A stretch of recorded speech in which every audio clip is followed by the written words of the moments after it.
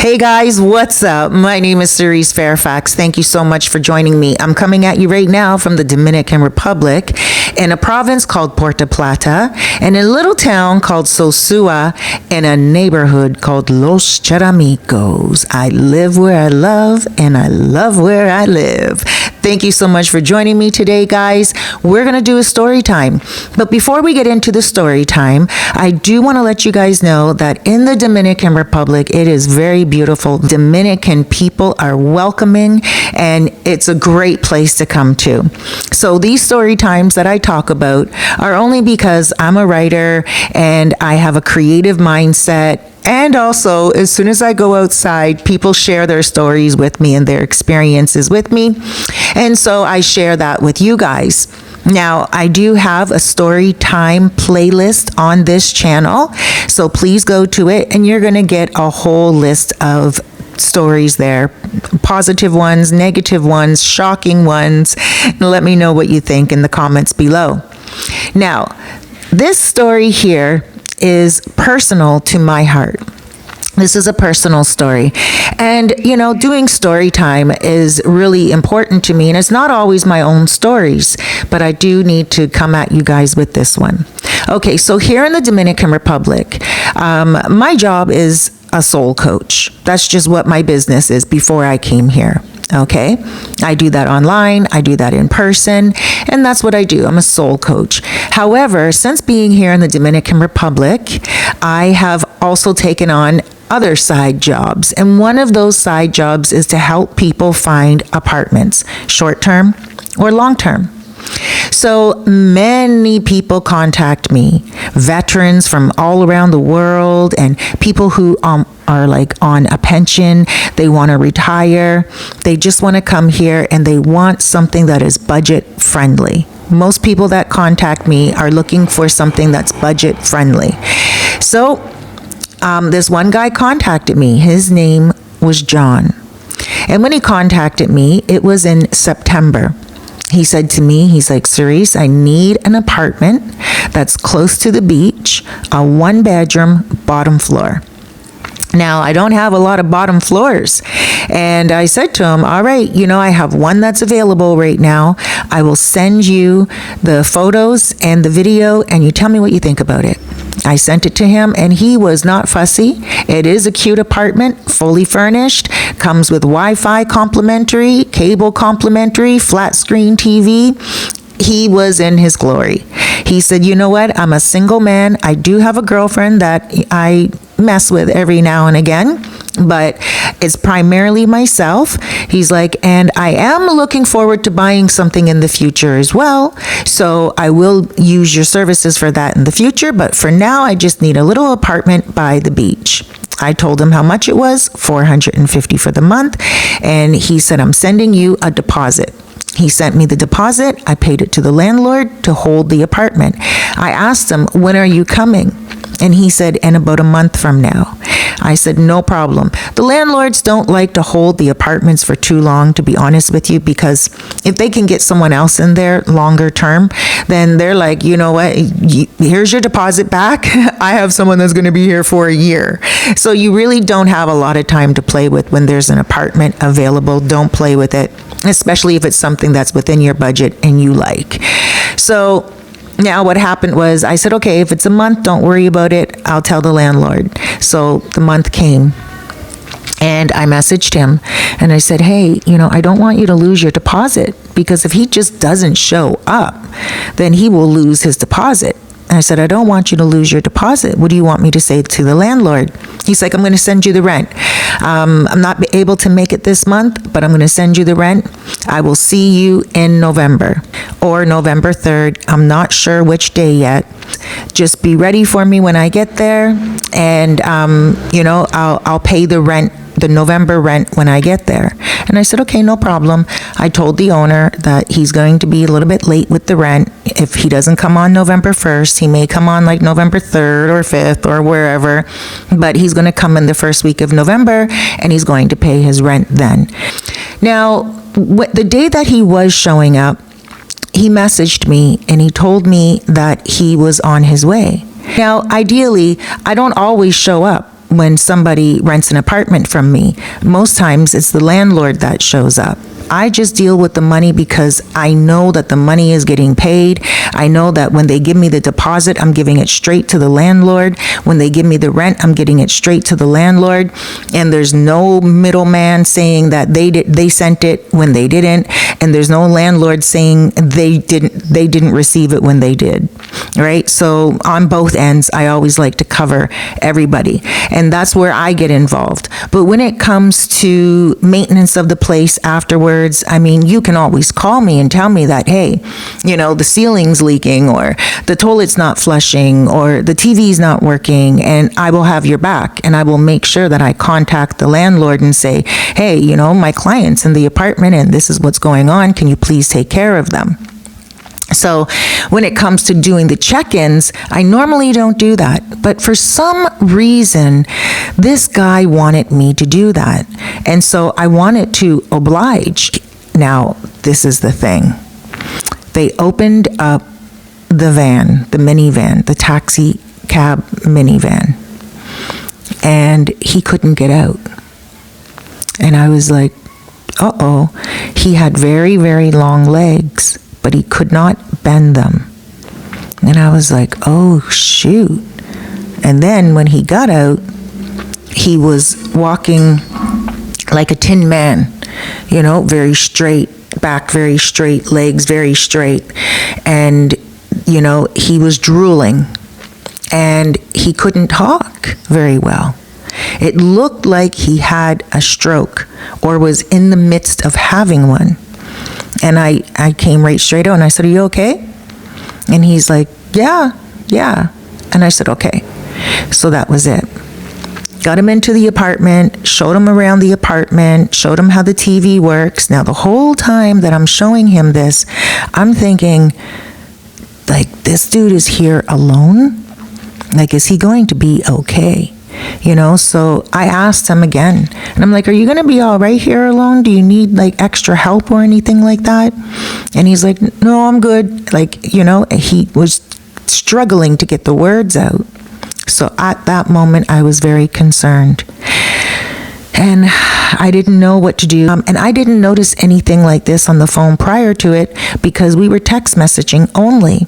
Now, there were times where he would like spell a word with like a capital N instead of a small n, like just different things like that. But I just thought it was like the slip of a thumb or whatever, right? Then he said to me that he is going to the United States for a little while. When he went to the United States, he left his air conditioner on. The owner of the apartment messaged me, and she's like, hey, we haven't seen the guy, the old man, they called him. He was an older man. We haven't seen the old guy, the old man, like, and his air conditioner has been on for like 3 days straight. On all day, all night, because they could hear that the air conditioner is on. His apartment was closely located to the office on the first floor. So I'm like, oh, he's gone to the United States. And they're like, okay, well, do you want us to turn the air conditioner off? And I'm like, well, yeah, okay, of course. Go in his room, don't touch anything. Turn the air conditioner off. We don't want him to come back to a $200, $300 electricity bill, So I said, yeah, okay, go in there, don't touch anything, and just come right back out. Well, they went in there, and they messaged me, and they're like, oh, look at this. Okay, so without getting into too much information about what was going on in that apartment, the landlord contacted me immediately, and she's like, Cerise, I'm concerned. I'm like, what? And they showed me a video. And I said, okay, just leave everything in its place. It was in a disarray. The guy's sick. The guy can't even sit down without, with bending his knees. There's nothing, right? How is he supposed to do other everyday things? Of course his place is going to be a little bit messy, but she's like, it smells in here. And I'm like, okay, well, just leave it alone. That's his private place. He's paying his rent for it. When he gets back, you can offer to clean it for him. Okay, just leave it alone. He's paying his rent. There's no damage with any of the TVs, with any of the fridge or anything. Some people just are messy. Leave it alone, turn the air conditioner off, and get back out. And she said, okay. Now, that was it. The next day, she messages me, and she's like, Cerise, I couldn't leave the apartment like that. And then I'm like, what did you do? She's like, I cleaned it. We cleaned up all his clothes as well. Some of them were soiled. I'm like, oh my gosh, that's not what you do in someone's apartment. Like, this is my client. I believe in confidentiality. I believe in privacy. Like, this guy is off in the United States. He left his apartment and that way he's expecting it to look exactly the way it was when he left. You washed his clothes. What if he had money stashed in his clothes? What if he had private stuff stashed in his somewhere, like in his suitcase or something like that? That is so inconsiderate.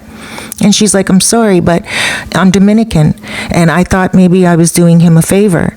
And I could see the cultural differences, right? And I said, oh my gosh, all right, just leave it alone. I'll explain. And she's like, okay. And she's like, but we folded his clothes back up and we put them on nice on the bed, and, you know, there was nothing in his pockets and nobody took anything. And I said, that's not the point, but I get where you're coming from. So that was it. And then, you know, she said to me, she's like, but I need to tell you something else. And I'm like, what? You know, at this point, I'm just like, what now? You know, like, I got to tell this guy that people went into his private apartment, cleaned his clothes, cleaned up his apartment. Like, I know it sounds like it's a nice thing to do at the end of the day. And she's like, there's a lot of needles, like medical needles all over the place. And I'm like, and she's like, other stuff for like sick people. And I'm like, and? Like, we know he's sick. We can see he's sick. And she's like, well, there's like things. And I said, there's too much information now. Too much information for us to know about him. We should not know what's going on in his own apartment. He pays his rent for his privacy and his security. This is going overboard, too much now. And then I pretty much just kind of just said to her, like, don't talk to me about this any longer. You know, he's sick. We know he's sick. She's like, but I'm really worried. And I said, okay, you know what? I'm going to ask him if he needs more help when I talk to him about what's going on in the apartment. And she said, okay. So, and she was willing to get him that help that he needed. So I messaged him and I said, hey, John, you know, you left your air conditioner on. I told the management to go in there and turn it off. We didn't want you to have a big bill. And they went in there and they ended up doing your laundry and doing some cleaning. I apologize about that. It wasn't my call, but, you know, and I said, now they just want to know if you're okay and if you need extra help when you come back. And he said, okay, no problem. He's like, yeah, no. He's like, I don't need any extra help when I get back. And I said, are you sure? And he said, yes. Okay. Fast forward a little bit. I was doing a little video on the beach, and I saw him on the beach. He was having a little bit of a bite to eat, and the food was coming out of his mouth. And I don't say that like to give information. I'm just saying it because at that point I could see he was declining big time and fast. After, I messaged him and I said, hey, John, just want to make sure that everything's all right with the apartment. I want to make sure that you're all right. And he's like, yeah. He told me a little bit of private things, and he said to me, you know, there's some issues that he's encountering, you know. I said, let me know if you need my help with anything. And he's like, yeah, no problem. And then that was pretty much about it. We made a plan to go have a drink, and I remember thinking that it's going to be really impossible to actually get to a bar to have a drink, and then also on top of that to have a conversation in person, because he wasn't able to have much of a conversation. He was so nice, so sweet, so wonderful, but as you could imagine, he needed a lot of assistance. And you know, I messaged him and, I said, hey, if you want to go for that drink, just let me know. But we ended up canceling because he wasn't feeling well. And then, it was just a few days ago that the landlord contacted me, and she said to me, Cerise, your client has passed. And I was like, oh my gosh, what do we do? And she's like, well, I just want to let you know, we're handling everything here at the apartment. Cerise, listen, I know that you want to make sure that everything is dealt with and everything, but it's not for you to come here right now. And I said, no, are you sure? She's like, yes, the forensics is on their way and his body is going to be taken and we're going to deal with everything that we need to deal with. His partner is there. And that was pretty much about it. And I just wanted to say, a lot of us, we come here to the Dominican Republic and we come here with the intentions of living our best life. And many people come here with the intentions of living out their last days of their life. And I have to say that this man, he did that. He lived life the way he wanted to live. He came to the Dominican Republic. He got himself an apartment. Over text, you wouldn't even know that this man was ill. You wouldn't know it at all. It was quite interesting when I saw him in person, and I was like, wow, whoa. Immediately I was concerned. But then every single time I talked to him over text, he seemed like he was all right. So you see, when we come here to the Dominican Republic, I think it's very important for us to give numbers of family members. I have a lot of friends who are senior citizens. When they were here, they did give their children my phone number, and they gave me their children's phone numbers. And I put the phone numbers on my fridge with a magnet. I put it right up on my fridge, and, I keep it up there right until the person leaves. And I have lost a few people here, and I have met a few people's children here. Now, I'm going to tell you a story about another gentleman that died. His name was Sean.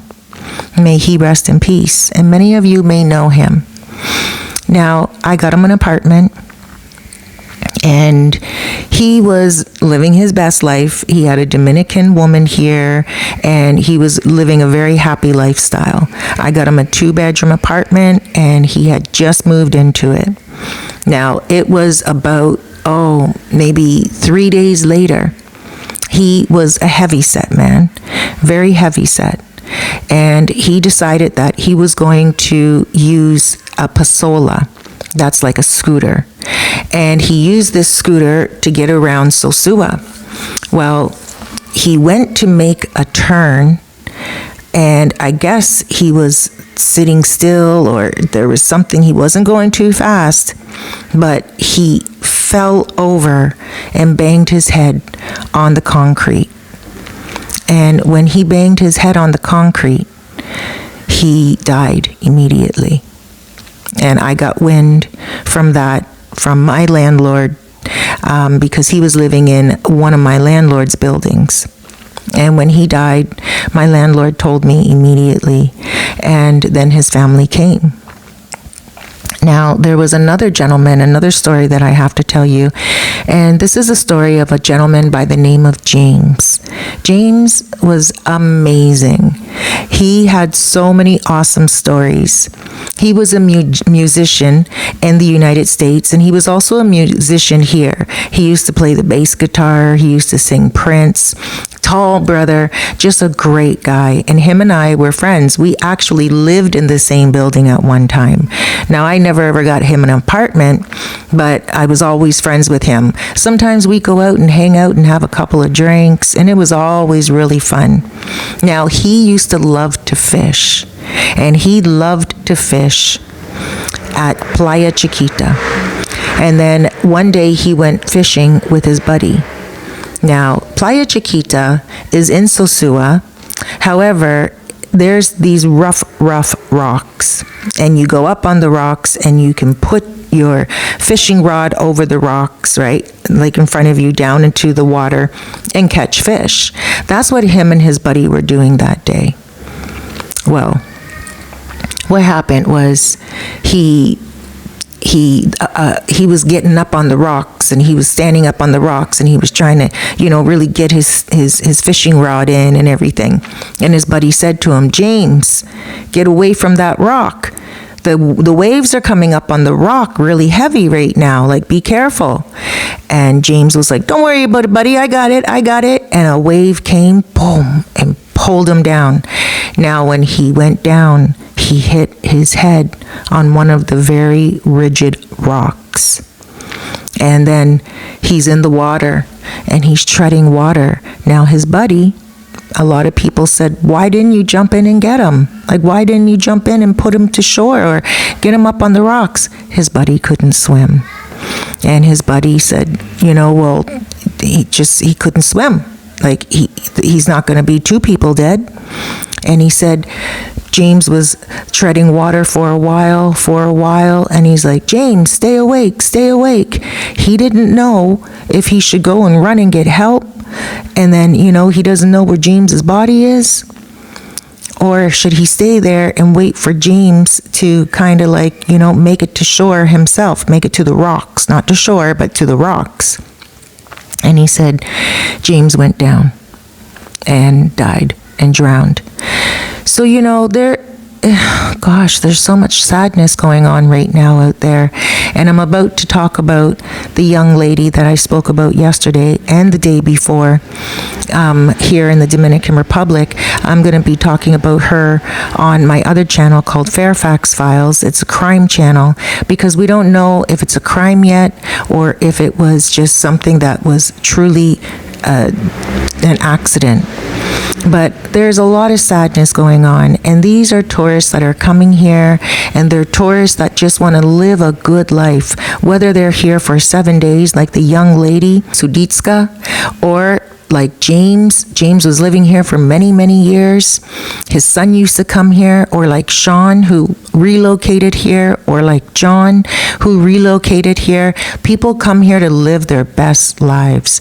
And guys, gals, if there's anything that I can say to you, make sure that when you come here, you do things with the thought that it could be your last day. And I know that sounds dismal. I know that sounds crazy. But we are living in a small town where there are a lot of people, and some people ask me, well, why do so many people die? A lot of these people are just people from all different walks of life. One was on the rocks, went off the rocks. One was already having health issues. Another one fell off the bike. It's different for everybody. But the thing is, you just got to be careful and live your best life when you come. Things happen here. It is paradise. It is beautiful. But when you get here, you have to make sure that you let people know where you're staying, who you're staying with. Leave some numbers. You can always contact me. You can give your family my information as well. We can always make the connection. There was another guy. I cannot not talk about this guy. This guy's name was Big Mac. And a lot of you guys listening to this probably know Big Mac. And Big Mac, he was an awesome guy, radio host, and just a big voice. He was having a lot of health concerns, and he was living in Puerto Plata. And him and I used to talk back and forth sometimes. He would leave me a message, and he'd be like, "It's Big Mac," back and forth. And, we would have a really good time. He was really good friends with Taylor Made Dreams, who was a vlogger here back in the day as well. And one day he passed away as well. You see, a lot of people who are on a pension, a lot of people who just want to come here and live their last lives, be with beautiful women, be with good food, have a few drinks, cigars, be with other men, have like a good brotherhood with other men. They know that this is their last hoorah. And so when you are with your boys, when you're hanging out and you know for sure that some of those guys came here because they're going to be living their last days out, enjoy everyone to the last drop. Always remember that this day is not promised to you at all. This day is not promised to you. So make the best out of each day that you're living.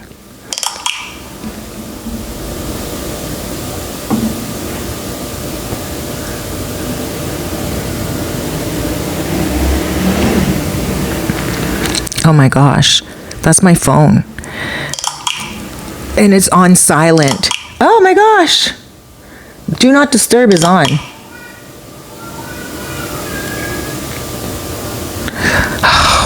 I believe in ghosts. Oh my gosh. Okay, I'm getting freaked out now. Let me go do... Not even any messages coming in. Look, I just made sure that it was on Do Not Disturb. It's on Do Not Disturb. Look it, right here. Do Not Disturb is on. And it shouldn't be making noise. Ah! How many clicks was that? Was that like 4 people? Was that 4 clicks? All 4 people saying hello?